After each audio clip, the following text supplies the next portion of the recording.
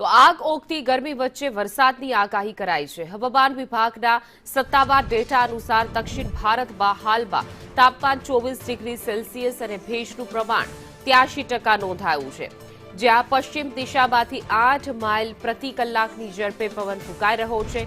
ઉત્તર ભારતની અસહ્ય ગરમી વચ્ચે હવામાન વિભાગે આગામી 5 દિવસ સુધી દક્ષિણ ભારતના વિવિધ વિસ્તારોમાં ગાજવીજ સાથે વરસાદ પડવાની મહત્વની આગાહી જાહેર કરી છે।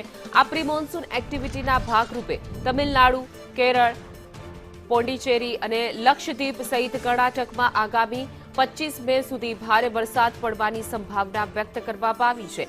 એક તરફ દક્ષિણના રાજ્યોમાં વરસાદી માહોલ જોવા મળશે, તો બીજી તરફ આંધ્રપ્રદેશ અને તેલંગાણામાં પારો 44 થી 47 ડિગ્રી વચ્ચે રહેતા હીટવેવનો પ્રકોપ યથાવત રહેશે। હવામાન વિભાગે માછીમારોને દરિયો ન ખેડવાની સલાહ આપી છે। લોકોને ગરમી અને વરસાદની આ બેવડી ઋતુમાં સાવચેત રહેવા માટે પણ અપીલ કરવામાં આવી છે।